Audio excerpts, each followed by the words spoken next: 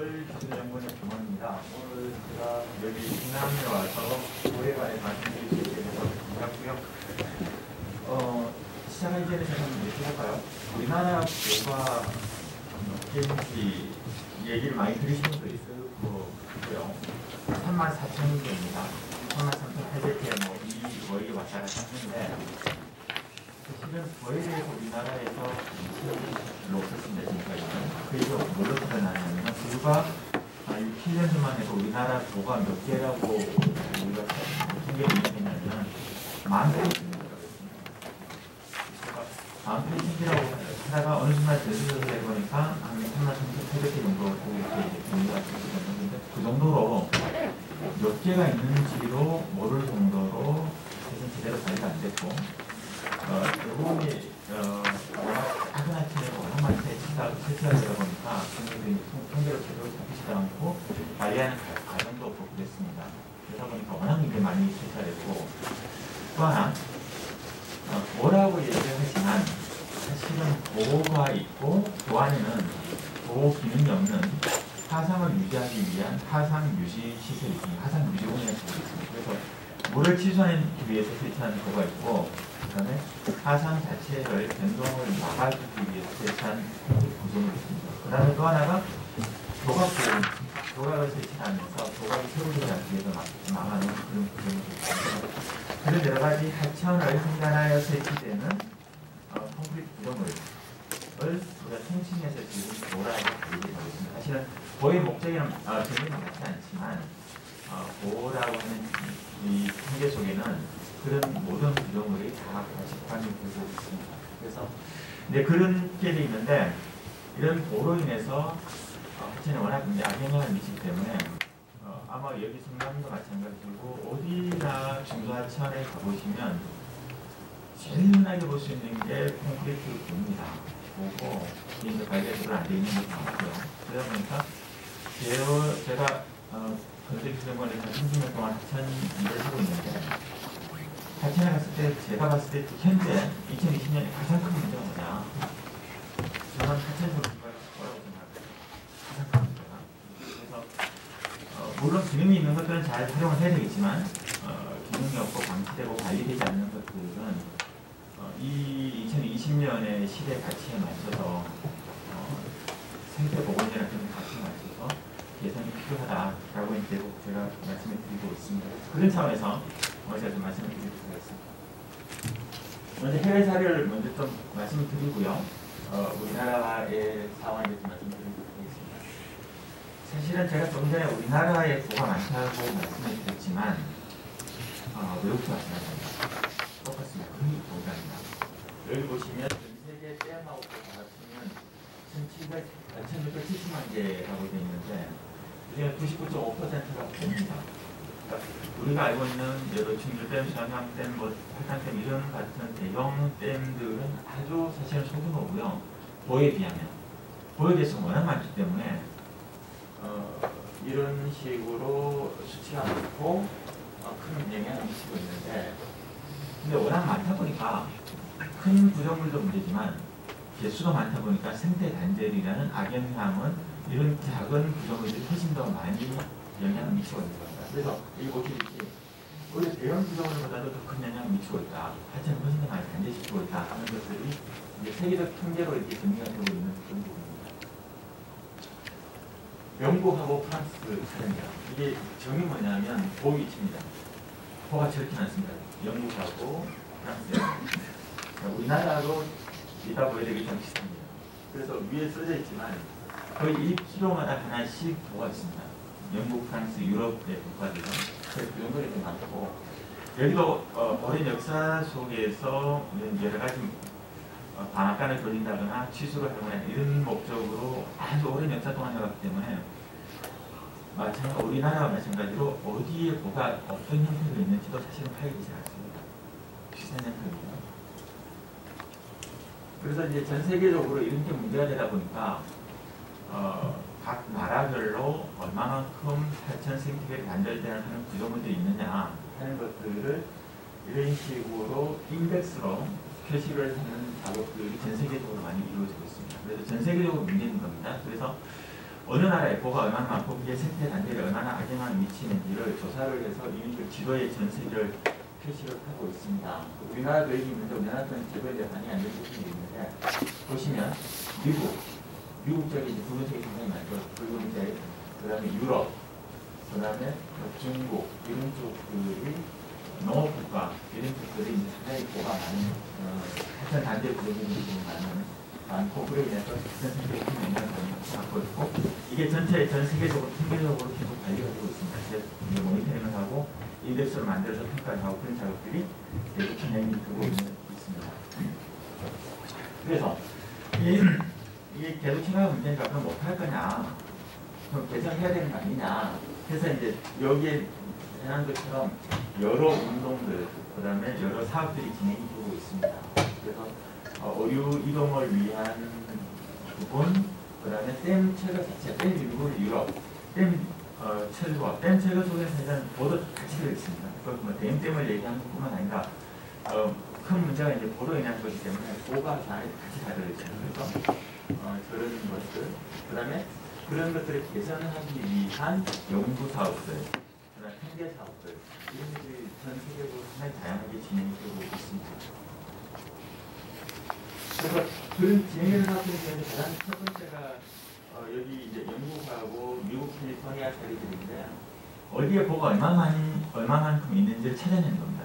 그걸 알아야 이제 어떤 대책을 수립하기 때문에 그런 작업들을 다 해서 데이터베이스를 만들어갖고 장애물이 어디 얼마인지를 파악하는 작업들을 하고 있고요. 이런 식으로 훨씬 더 큰 차원에서도 하고 있습니다. 강에 보가 얼마나 많고 댐이 얼마나 많아서 어떤 생태계에 악영향을 미치는지를 지도에 표시해서 이제 평가하는 그런 작업들을 전 세계적으로 계속 하고 있는 거죠. 방법들도 사실은 보호를 생태계에 악영향을 미친다. 나는 개선을 해야 된다. 하는 것들은 사실 누구나 동의를 합니다. 동의를 하기 때문에 그런 보호를 어떻게 개선할 것이냐 하는 차원에서는 어떤 방법론이나 가이드라인이나 이런 것들은 이미 다 만들어져 있고 하면 된다고 사실은 큰 문제는 없습니다. 그런 절차라든가 사회적 영향, 환경적 영향, 법적 영향, 관리하는 문제, 사업 평가하는 문제 이런 것들이 다 사실 정리가 되어 있습니다. 정리가 되어 있고 물리적인 문제, 생태적인 문제 뭐 이런 것들도 다 정리가 되어 있습니다. 대부분 어떻게 하면 되는지 기술적으로도 그렇기 때문에 사실은 이런 일반적인 방법론을 따라가면 이 계산하는 데 있어서 별 문제 없이 대부분 해소를 할 수가 있습니다. 그 평가라는 방법도 있습니다. 이렇게 보가 어디에 얼마만큼 있으면 그 정확한 지수로 정량적으로 지표로 어떻게 나타내는지도 평가할 수 있는 방법들도 이렇게 나와 있습니다. 그래서 그 방법을 가지고 이제 세계에 있는 주요 하천들을 평가해 보면 이렇게 됩니다. 그래서 1900년대 이전에 보면 대부분 지표들이 좋았습니다. 하천 연속성 지수인데 대부분 이제 190 이상이었었는데 1900년대 들어오면서 2000년 사이에 급격하게 떨어지는 것들을 확인할 수 있습니다. 연도가 이렇게 변해갑니다. 변해가서 결국은 세계 주요 하천들이 하천 연속성 자체가 이렇게 악화됐다는 것들을 이런 목표로서 확인을 할 수가 있습니다. 그 다음에 그렇게 했을 때 제거하고 철거를 하고 나서 얼마나 개선이 되느냐는 것을 외국 사례가 정리하는 것들입니다. 당연히 사실은 단절 구조물이 있는 경우하고 없는 경우를 비교한다는 것은 너무나 당연하게 이제 개선이 됩니다. 개선이 되는 것들이 또 구체적으로 이렇게 이제 수치로 나타나고 있습니다. 보호 철거 전후에 어류가 얼마만큼 증가됐는지 이런 것들을 이렇게 구체적인 수치로 제시를 하고 있는 이런 사례도 많이 있습니다. 그 다음에 그 철거의 주요 목적이 뭐냐 하는 차원에서 이제 정리되는 그런 부분이 있는데 주로 어류입니다. 어류 차원에서 가장 크게 철거하는 목적들이 많고요. 그다음에 하천 생태계입니다. 그래서 이 붉은색과 푸른색 두 개를 합치면 거의 80%인데 80%가 생태하고 어류입니다. 사실 생태 목적으로 그 외에도 뭐 다른 홍수 저감이라든가 수질 오염 저감이라든가 이런 목적들도 같이 포함이 되긴 합니다. 하지만 가장 큰 효과가 나타나는 부분들은 이제 이런 생태계의 개선 효과가 나타나는 부분입니다. 그래서 이런 것도 뭐 하나의 사례인데요. 보를 얼마나 많이 철거하고 있느냐 하는 그런 사례입니다. 그래서 2000년대 들어와서 상당히 많이 이런 체류 사례들이 증가를 하고 있고 실제적으로 전 세계에서 상당히 많이 이제 관심을 갖는 그런 부분들이 되겠습니다. 그래서 아까 말씀드렸듯이 이런 것들을 여기도 뭐 댐이라고 되어 있지만 스몰 댐이라고 되어 있지만 이런 것들 이제 보호를 다 하는 점들인데 이런 가이드라인 같은 경우도 다 미국이나 유럽 같은 데 다 만들어져 있습니다. 다 만들어져 있어서 어떤 데서에서 어떻게 진행하면 하천에 영향을 미치지 않고 잘 체크를 할 수 있고 그 다음에 어떻게 모니터링을 하면 그 효과들을 어떻게 검증할 수 있는지 보고 있습니다. 네, 우리나라 사례들을 좀 보겠습니다. 아까 말씀드렸듯이 오른쪽에 있는 지도가 우리나라에 있는 보호 위치를 지도를 찍으면 이렇게 됩니다. 저 정도는 맞습니다. 33,800개 정도 됩니다. 그래서 국가지방하천을 하면 한 1km 하나가 되고요. 하천마다 큰 차이가 있습니다. 여기 써놨듯이 낙동강에 오리천이라는 작은 지류가 있는데 거기를 계산해 보면 1km에 7개가 있습니다. 1km에 7개, 거의 100m마다 하나씩 있고요. 현장 조사를 가보면 1km가 아니라 뭐 불과 몇 10m마다 하나씩 있는 경우도 상당히 많습니다. 워낙 많고 자리가 보시듯이 오래된 구조물들이 워낙 많기 때문에 마포대에서 파손되거나 자리가 제대로 안 되는 경우도 굉장히 많고 또 오도가 설치되어 있지만 오도의 설치를 상당히 중요하게 생각을 하지만 오도가 실제로 수생태계에서 개선하는 비율은 그렇게 크지 않습니다. 뭐가 있는가 없는가의 차이보다는 훨씬 더 미미한 영향들을 갖고 있습니다. 보로 인한 문제들입니다. 보로 인한 문제들이 이제 토사퇴적이라든가 생태계 단절, 수질 오염 이 문제들을 많이 얘기하는데 또 하나 중사지는 문제는 홍수의 상승입니다. 이번에도 8월달에 이제 전국적으로 홍수가 났을 때 그런 문제들이 이제 점점 부각이 되는데요.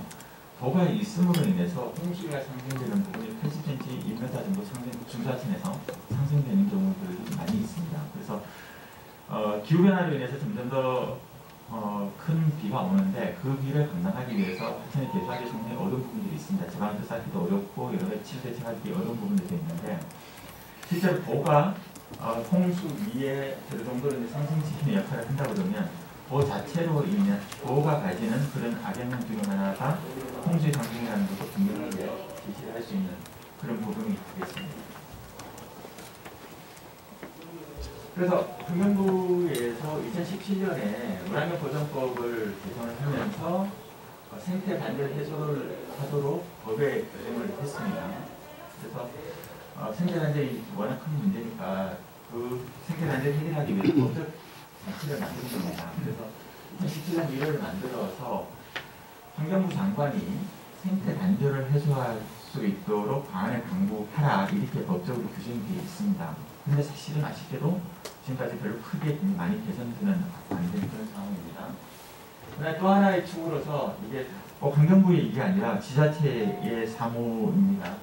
그렇지만 중앙정부 차원에서 하고 있는 것들이 환경부에서 하는 거, 그 다음에 해수부에서 하는 사업들이 됐습니다. 연안 하천들을 대상으로 해서 연 30억씩 오도 개보수 사업들을 합니다. 그래서 연안에서 특이성 어류들이 다시 수산자원 보호 차원에서 이런 어도 개보수 작업들을 계속 매년 하고 있습니다.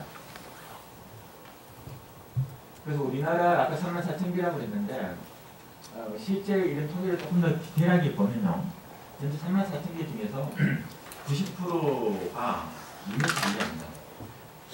실제 2m 이상 되는 큰 거, 뭐 3m, 3m, 5m 이 정도 있는데 그 정도 있는 거는 전체 차지하는 것 중에서 한 8% 정도밖에 되지 않습니다.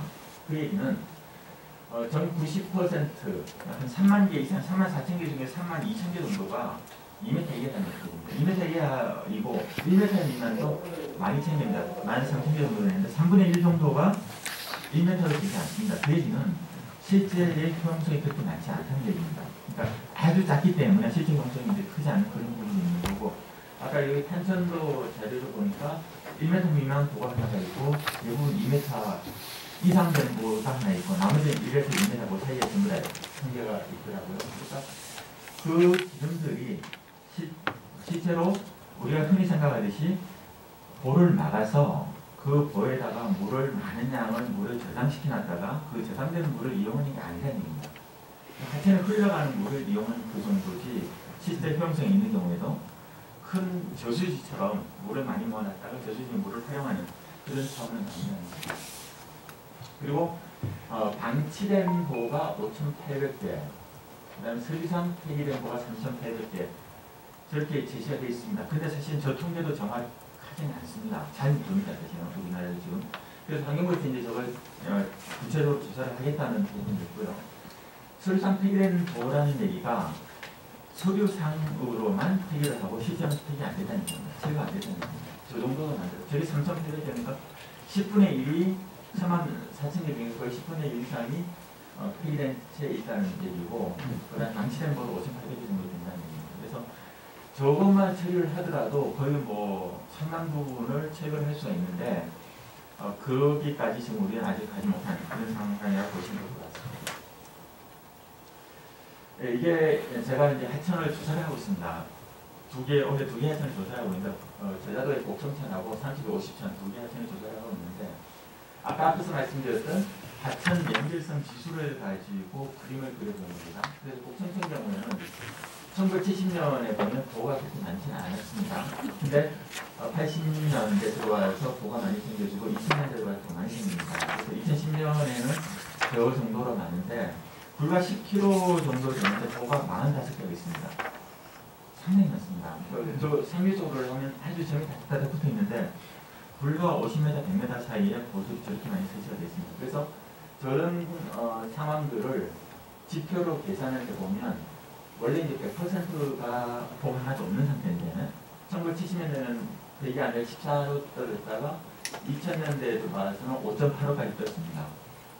그래서 그 연결성 지수가 안 좋아진다는 것을 연도별로 제시할 수가 있고요. 3.50년의 경우는 1969년에는 보가 하나도 없었습니다. 일성 어두가 있는 바닷가 하천인데 그 이후에 80년대 들어와서 다시 생기고 그 다음에 90년대 이후부터 보가 생겨서 이런 지표가 변형하는 것을 볼 수가 있습니다. 그래서 29년에 100이었었는데 80년 들어와서 89년에 15, 2019년에 와서는 지금 9.8까지 떨어지는 그런 상황으로 되어 있습니다. 그래서 하천의 연결성이 저런 식으로 연도별로 가면서 안 좋아진다는 것들을 우리가 구체적인 지표로 확인할 수가 있습니다. 그래서 어떻게 개선할 거냐 하는 겁니다. 그러니까 문제가 많고 생태를 단절시키고 전 세계적으로도 많은 노력을 하고 있는데 그럼 우리나라에서는 어떻게 할 거냐 하는 부분입니다. 그래서 가장 중요한 지표는 기능이 있는지 없는지의 판단일 것 같습니다. 기능이 있으면 기능을 확보를 시켜주면서 할 수 있는 방안이 필요합니다. 그래서 기능이 있는 경우에도 두 가지입니다. 통합을 해서 여러 개를 하나로 묶어주는 경우가 있고 그 다음에 하천을 단절시키는 영향이 없는 최소화시키는 구조물로 대체를 시켜주는 경우가 가능합니다. 그래서 기능이 있는 경우는 통합하거나 대체하는 방법이 가능하고 기능이 없는 경우는 사실은 굳이 유지할 필요가 없으니까 제거하는 것들이 자연스러운 흐름이라고 말씀드릴 수 있는 부분이고요. 또 이거는 이제 조금 더 구체적으로 제시되는 부분들인데 여기도 마찬가지입니다. 보철거를 어떻게 할 거냐 그런 걸 제시를 하는 겁니다. 기능이 있느냐 없느냐, 용도가 있느냐 없느냐 그걸 통해서 주민과의 협의를 어떻게 할 거냐, 모니터링을 어떻게 할 거냐, 철거 영향이 어떻게 할 거냐 하는 것들을 이런 식으로 대책까지 진행할 수가 있습니다. 그래서 그 일반적인 방법론들은 사실은 쉽게 다 정리가 있다는 겁니다. 여러 가지 연구나 해외 사례나 이런 것들을 통해서.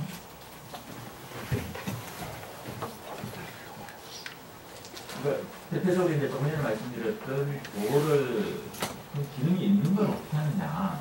여기서 기능이라는 것은 취수기입니다. 농업용수를 활용하기 위해서 흔히 탄천도 그런 경우가 아니겠지만 다른 일반적인 농경지 지역에 가면 대부분 농민들이나 농촌공사나 이런 데서는 용도가 있다라고 얘기합니다. 그렇기 때문에 철거를 못한다.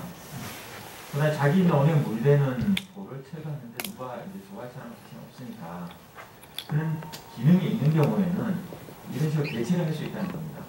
하천을 단절시키지 않고 보가 있음으로 인해서 사회의 낙차가 있어서 생태계 단절 효과가 발생하는데 그 단절 없이 실수할 수 있는 장치도 있다는 겁니다. 그래서 꼭 이렇게 콘크리트를 막아서 수위를 높이는 수면 치수 형태가 아니라 하상에서 치수하는 것도 가능하다는 얘기입니다. 그래서 낙차를 없앨 수가 있다는 겁니다. 그래서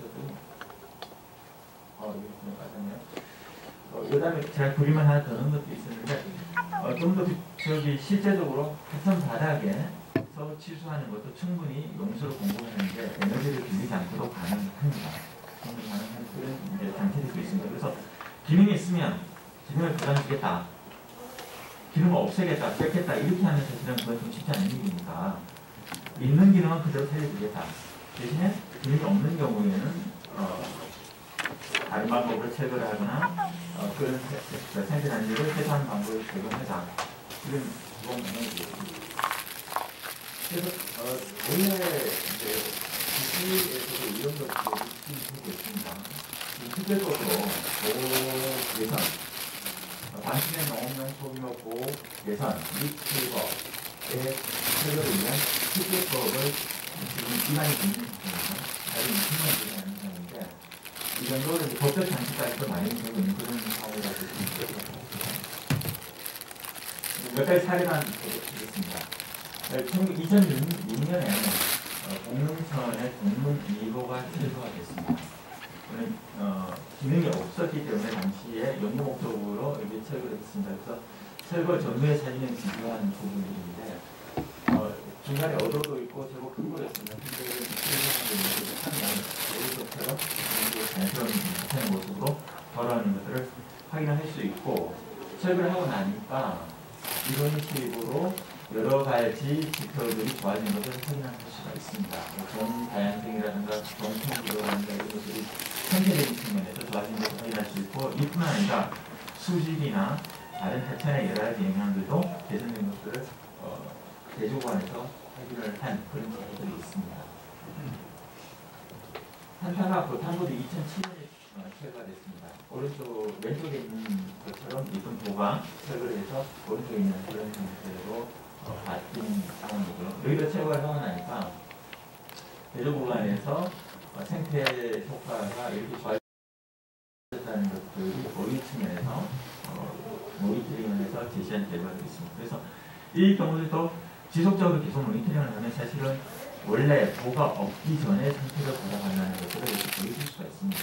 도를 처음에 만들었을 때 상황으로 도를 퇴관하고 나면 그때 상황이 다시 자신이 돌아가는 도태하는 것들을 우리가 여러 자료를 통해서 확인할 수 있는 그런 상황입니다. 2007년에 정지선의 덕진보 철거 사례입니다. 여기도 상당히 큰 도가 적혀 있었는데 이제 기능이 없으니까 철거를 해서 오른쪽처럼 자연스러운 형태로 원래의 형태로 이렇게 복원한 그런 케이스가 있습니다. 잘 아시는 선생 미군도 철거를 해서 왼쪽에 있는 모습들이 지금 오른쪽에 있는 형태처럼 자연스러운 진으로 이렇게 바뀐 형태를 보실 수가 있습니다. 그래서 도를 여러 가지 이제 얘기를 합니다. 앞에서 말씀드렸던 것처럼 워낙 많은 도가 있고 방치되고 또 폐기되고 이런 것들이 있는데 이게 사실 지금까지 별로 관리가 되지 않았었습니다. 관리되지 않고 그냥 필요에 따라 세우기만 했지 세운 이후에 관리를 하거나 다시 철거를 하거나 이런 노력들은 지금까지 못했습니다. 그래서 이제 시작됩니다. 시작가 됐고요. 기술적인 측면 해결책이 있습니다.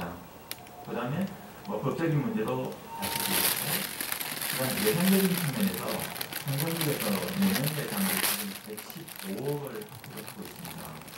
115억을 가지고 시범사업을 해야 됩니다. 그래서 철거 대상 기능이 없는 도가 있으면 철거를 하는 사업들을 시범적으로 115억을 가지고 하고 여러 가지 조사도 병행을 하면서 하겠다는 겁니다. 그래서 중앙정부 차원에서 또 예산들을 이런 식으로 아까 특별법이 될 수도 있고 다른 형태가 될 수 있고 그러니까 예산들을 계속 확보를 해나가고 내년에만 115억 투입하는 것이 아니라 앞으로 지속적으로 계속 투입을 하겠다는 겁니다. 투입을 해서 하는데 그 투입하는 예산은 중앙정부에서 그렇게 하지만 실제로 사실은 사업을 하는 주체는 지자체 사무이기 때문에 지자체에서 해야 되는 그런 부분입니다. 그래서 확보를 하면 지자체에서 예산을 그 확보된 예산을 갖고 와서 이제 실제 사업들을 하는 그런 부분이 되겠죠. 그래서 실제 예산만 그렇게 확보가 된다면 기술적인 측면, 법적인 측면, 제도적인 측면 이런 것들은 큰 문제 없이 갈 수가 있습니다. 다만 이제 남아 있는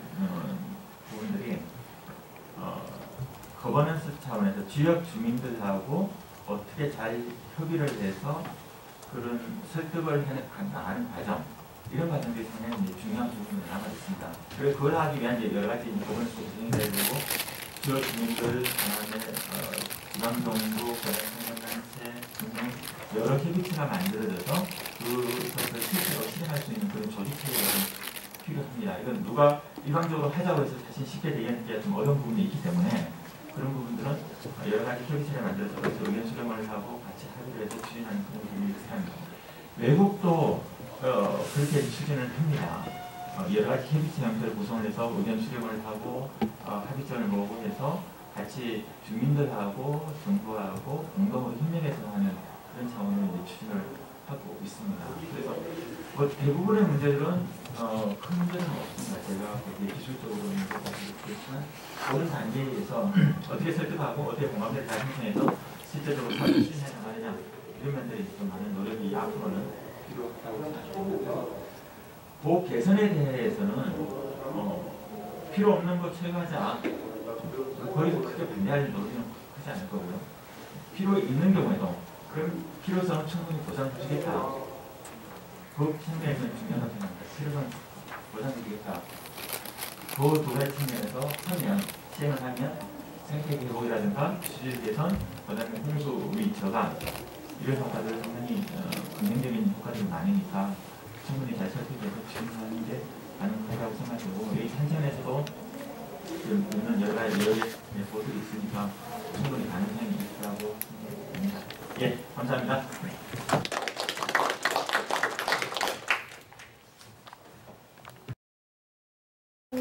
서명 공문을 성남시 생태학청과 권영민 과장님께서 해주시겠습니다.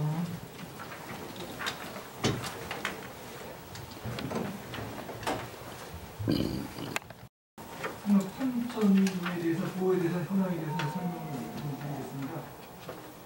이 탄천은 그 용인에서 발원해가지고 한강까지 쓰는 한강을 남북으로 관통하는 하천이 되겠습니다. 성남시 구간은 15.7km인데요. 15.7km 중에서 우리 보호가 15개가 있습니다.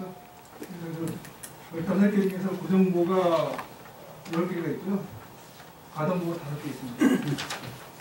고정보는 고정보 중에서 아까 우리 미군보 철거에 대해서 말씀하셨지만 3개 정도가 개량을 3개 정도 해가지고 난장철거는 아니고 하상 보호를 해가지고 노를 조정했습니다.